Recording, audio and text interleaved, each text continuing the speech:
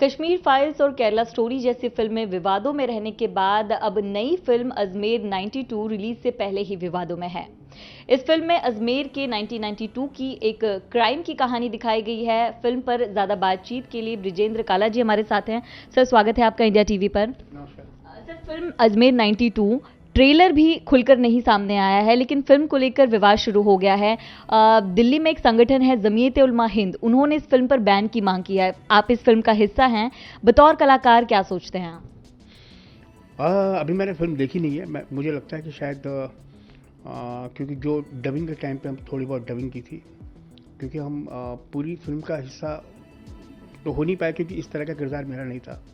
मैं एक पत्रकार जो लड़का है उसका मैं पिता बनता हूँ, और जो इस तरह की जो घटनाएं घटित हुई हैं उसकी स्टोरी को वो सामने लेके आता है। हाँ, तो वो मैंने किरदार निभाया है। और अभी ट्रेलर, जैसे कि आपने बताया, वो ट्रेलर भी अभी तक आया नहीं है। डेट का भी क्लियर एकदम से पता नहीं कि कब से है। हाँ, लेकिन सर, ट्रेलर नहीं आया, फिल्म की रिलीज डेट नहीं आई, उसके पहले फिल्म को बैन की मांग, विवाद हो जाता है, उसको लेकर क्या कहेंगे आप? उसके लेकर यही है कि मतलब कि जिन लोगों को भी इस तरह की खबरें मिल रही हैं कि इसमें क्या है, तो उसका जब पता ही नहीं है तो उसके बारे में विवाद अभी इस तरह से करना नहीं चाहिए, है ना। और दूसरी बात ये कि मतलब कि जब किसी प्रसंग के बारे में दिखाया जाए या पता किया जाए, तो वो तभी उसके बारे में खबर लगनी चाहिए जबकि संपूर्ण तरीके से आपको उसकी जानकारी हो, है ना। अदरवाइज़ क्या है कि फिर वो भटकाव हो जाता है, समझ में नहीं आता कि मतलब कि ये एग्जैक्टली था क्या, है ना। और मैं समझता हूँ कि मतलब कि जिनको भी इससे परहेज है, कुछ भी है, वो एक बार फिल्म को देखें या कोई स्क्रीनिंग हो इस तरह की, और वो समझ में आए कि मतलब एग्जैक्टली है क्या। सर, लेकिन इस तरह की स्क्रीनिंग की जरूरत क्यों है? भारत एक डेमोक्रेटिक कंट्री है, सेंसर बोर्ड है यहाँ पर, तो फिर भी विवाद किया जाता है, फिल्म को बैन करने की मांग की जाती है, तो ऐसा क्यों? पर ऐसा चला आ रहा है ना, वो चाहे कुछ भी हो, चाहे वो कश्मीर फाइल हो, चाहे वो केरला स्टोरी हो, चाहे वो पठान का अतरंगी गाना हो, ठीक है ना। तो जब तो हमको सबकी तरफ देखना चाहिए कि मतलब अगर एक को ऑब्जेक्शन है तो दूसरे को भी होगा। तो अगर कहीं भी किसी भी बात की शक है, तो वो शक शुबा को दूर करने के लिए मतलब उस तरह का तो फिर वो करना ही पड़ेगा। हालांकि हमको बिलीव करना चाहिए सबसे पहले उस सोसाइटी पे, उस सेंसर बोर्ड पे, जो कि सरकार ने बनाया हुआ है, जो सारे मापदंड देखने के बाद ही पिक्चर को क्लियर करता है ना। अगर उसने कर दिया क्लियर, तो फिर मतलब हमको उस तरह की शक शुबा नहीं होना चाहिए। सर, एक धर्म विशेष का ये संगठन है जो आपकी फिल्म के बैन की बात कर रहा है, एक विशेष धर्म। ये विशेष धर्मी होते हैं जो मतलब इस तरह की बातें करते हैं, है ना। वो किसी का भी धर्म हो सकता है। वो किसी भी तरह की फिल्म अगर आती है और किसी भी तरह से अगर ऑब्जेक्शन होता है, तो वो अभी जितनी भी फिल्मों पे मैंने नाम ले रहा हूँ या जिस तरह से भी है, तो वो क्या होता है कि हम लोग धर्म के अंतर्गत इस तरह से फंस जाते हैं कि हमको याद ही नहीं रहता कि एग्जैक्टली सच्चाई क्या है ना। और हम क्या देखना चाहते हैं, हम क्या दिखाना चाहते हैं। कभी कभी क्या कुछ चीज़ें ऐसी होती हैं जो पर्पसली दिखाई जाती हैं, वो गलत होता है ना। लेकिन हमको उसके बारे में सोचना चाहिए कि मतलब एग्जैक्टली हम चाह क्या रहे हैं, इसका पर्पस क्या है। अजमेर 92 की बात करूं तो 1992 में जो ब्लैकमेलिंग के केस हुए थे उस पर आधारित आपकी फिल्म है, लेकिन कुछ लोगों का कहना है कि मुस्लिमों को बदनाम करने के लिए फिल्म बनाई जा रही है। अब देखो, ये जब इस तरह की चीज़ें कभी भी आती हैं ना, तो किसको बदनाम कर रहे हैं, किसको नहीं कर रहे हैं, ये सब चर्चा का विषय बन जाता है ना।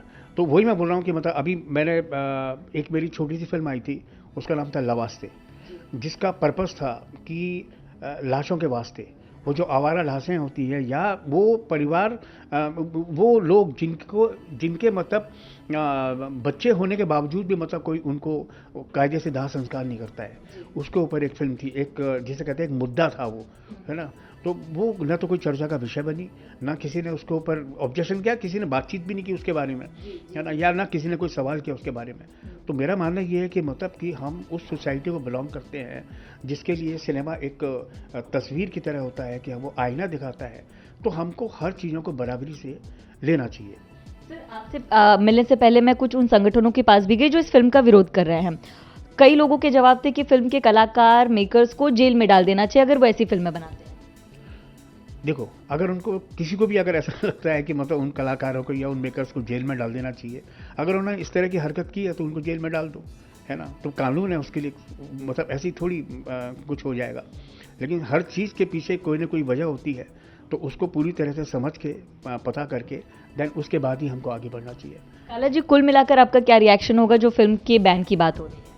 फिल्म की बैन की बात नहीं, मेरा मतलब ये है कि कुल मिलाकर के एक बार जो है उसका पता चलना चाहिए एग्जैक्टली क्या। मुझे खुद नहीं पता कि ये फिल्म क्या है, वो बहुत पुरानी बात हो गई, उसको बने हुए टाइम हो गया कब का टाइम है ना। एग्जैक्टली मुझे याद नहीं है कि ये कब का टाइम है, लेकिन मुझे लगता है शायद कोविड के आसपास से ही हुई है, तब ये फिल्म बनी थी। और हम लोगों ने बहुत प्रिकॉशन किए थे, शायद मुझे लगता है कि ये उसी के आसपास उसी वक्त में बनी थी ये फिल्म।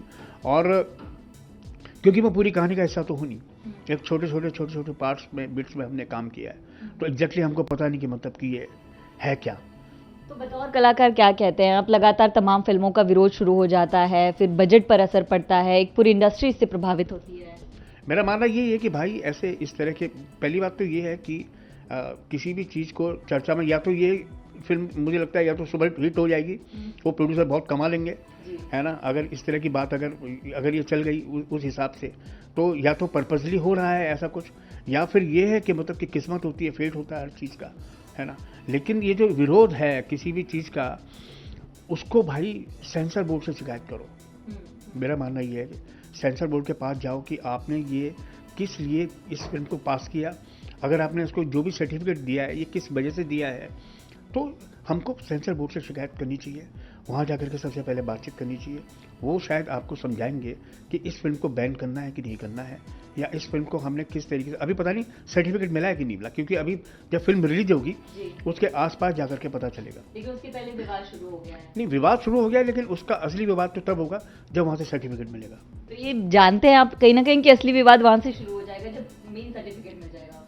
नहीं, मेन सर्टिफिकेट मिलेगा का मतलब ये है कि जब वहाँ से पिक्चर पूरी तरह से पास हो जाएगी, उसके बाद मेरा कहने का मतलब है कि वहाँ जाके बात की जाए। वहाँ जाके बात की जाए। तो क्या कुछ कहेंगे कि बहुत सारी तस्वीर ऐसी है कि ज़्यादातर अभी साउथ की रीमेक बन रही है, जब सच्ची घटनाओं पर फिल्म बनती है तो उसका विरोध हो जाता है, तो इंडस्ट्री किस चीज़ पर काम करे, या फिर आपको लगता है कहीं ना कोई चीज़ लैक हो जाती है जिसलिए जो ये विरोधक होते हैं वो हावी हो जाते हैं? देखो, सीधी सी बात ये है कि एक तो क्या है कि छोटी छोटी बातों पे फिल्म बनाना, मैं तो ये सब क्राइम पेट्रोल वगैरह आते हैं टीवी पे, है ना, आप वहाँ देख लो यार, है ना। वो न्यूज़, आपका न्यूज़ चैनल, मतलब इतने सारे न्यूज़ चैनल्स हैं, इस तरह की घटनाएं सब दिखा चुके हैं पूरी। लेकिन मोस्टली लोग क्या करते हैं कि मतलब एक मुद्दे को उठा करके उसको पूरा एक यू रचना दे करके उसका एक सिनेमा बना लेते हैं। तो अब कुछ लोगों का मुद्दा ऐसा होता है कि मतलब कि वो सोचते होंगे शायद इसको अगर हम आगे लेके चलेंगे तो कुछ ना कुछ मिलेगा। एंटरटेन क्या है कि इस दुख भरी ज़िंदगी में मतलब मोस्टली लोग, मतलब मुझे लगता है कि 75-80% जो है वो सुबह जाते हैं नौकरी पे, काम पे, मजदूर की तरह, फिर रात को शाम को लौट के आते हैं। उनको एक एंटरटेनमेंट चाहिए, उनको एक सुख भरी तस्वीर दिखाएं, न कि दुख भरी तस्वीर। मेरा मानना यह है कि मतलब सिर्फ एंटरटेनमेंट के हिसाब से अगर कोई देखे तो उसको उस तरह से मुद्दा लेना चाहिए। दूसरा क्या है कि आप हैं एक जिम्मेदार चैनल हैं, न्यूज़ चैनल हैं, जो कि हमको तस्वीर दिखाते हैं, हमको उसके बारे में वो बताते हैं, तो हमें वहाँ ध्यान देना चाहिए, न कि मतलब इन सब चीज़ों की तरफ। तो काला जी, आप फाइनली ये कहेंगे कि फिल्म को एक एंटरटेनमेंट के तौर पर देखिए, ना कि एक प्रोपेगेंडा के? हाँ बिल्कुल, डेफिनेट, मतलब उसको प्रोपेगेंडा के तौर पे कतई नहीं लेना चाहिए, और ना ही मतलब सिनेमा को जो है प्रोपेगेंडा बनाने का मुद्दा बनाना चाहिए।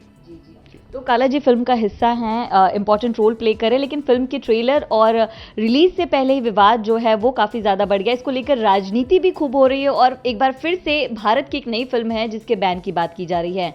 कैमरा पर्सन सागर शिर्के के साथ मैं नम्रता दुबे, इंडिया टीवी, मुंबई।